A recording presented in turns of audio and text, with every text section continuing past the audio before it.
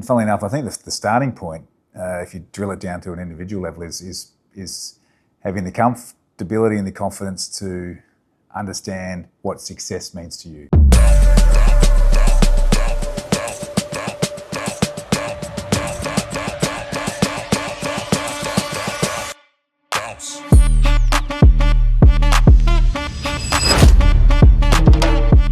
In your experience, how pivotal is self-belief in shaping long-term success, not just in a career, but in life as a whole?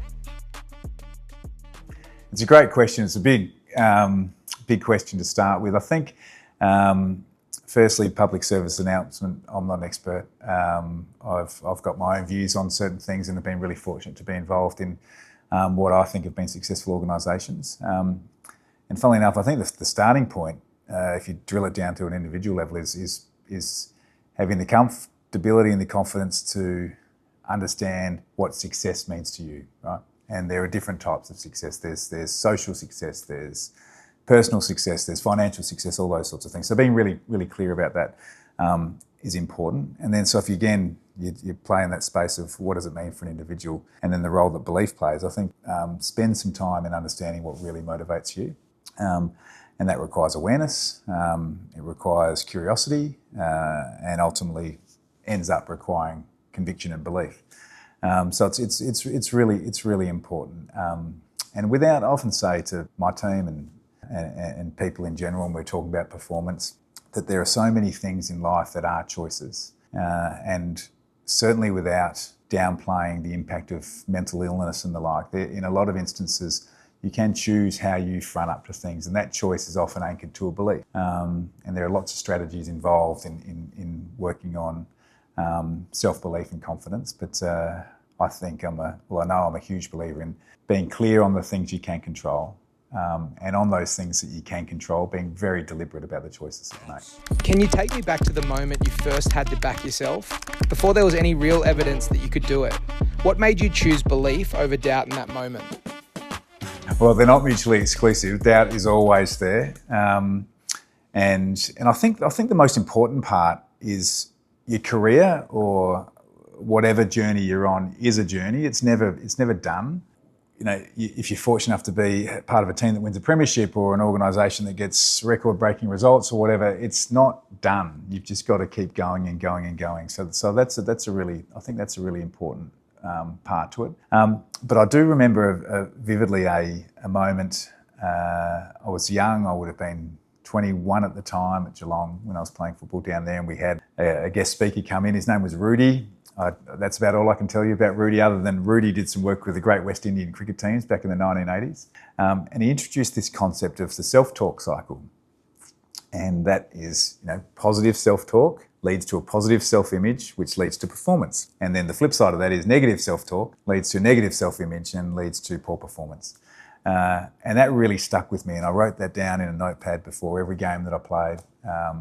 And I constantly still talk about that. And any time I have to perform, that might be as a parent, it might be as CEO of the Swans, it might be as a player. I'm constantly thinking about that. Like, how can I get the narrative in my mind that I've got this? Because in most instances, you don't. What's the hardest challenge you've ever had to push through? And how did that experience reshape the belief of what you're capable of? Oh gosh, that is a good question.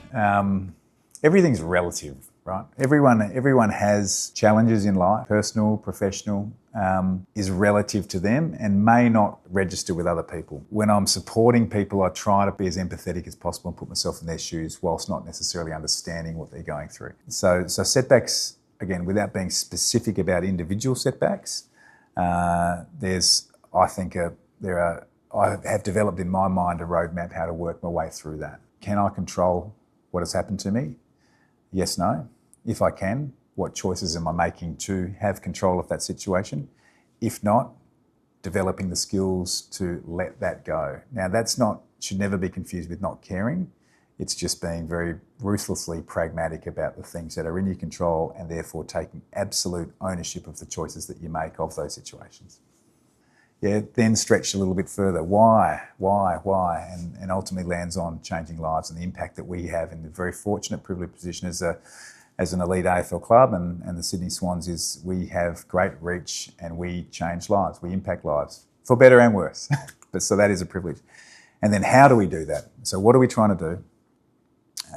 What's the most important part? Changing lives. And then how do we do that is being present in the moment of today, making very deliberate and intentional choices about what needs to be done today. And the reference point is yesterday. So that's breaking that North Star down into 3 parts. I've been fortunate enough to be in a leadership position at this club as the CEO for 7 years and other leadership positions for over a decade.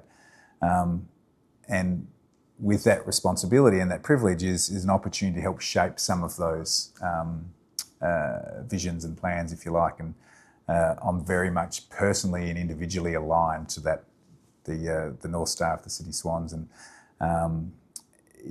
deep in my bones, I believe it. I believe the power of sport. I believe the power of choices, and I believe in the weight of numbers to ultimately achieve what you want to achieve in anything. So if we can articulate a North Star and have an underpinning plan that sits below that North Star that captures that. How do you lead others to believe in themselves, especially on the days that they're struggling to see it? I was listening to a podcast the other day, and the podcaster was interviewing the general manager of the Seattle Seahawks, and they were talking about their former Seahawks coach, Pete Carroll. And Pete's been a wildly successful college coach, NFL coach. He's now, he retired from the Seahawks. He's now coach of the Las Vegas Raiders. They haven't started yet, but I'm sure he'll do well.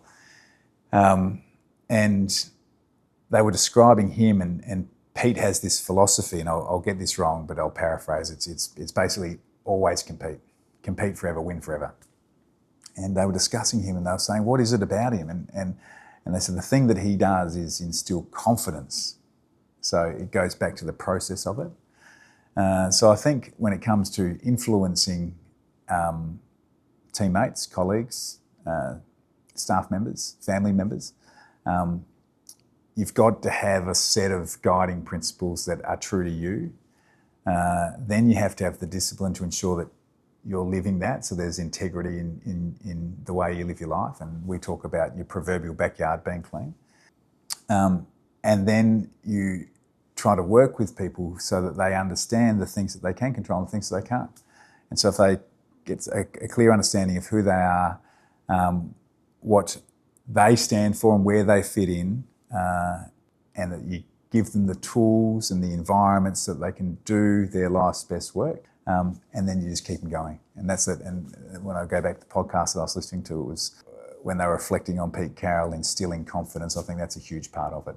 Looking back on your journey, what role has belief played in getting you to where you are today? And what advice would you give to somebody who's still trying to build that belief in themselves? The role of belief for me is it's a never-ending journey.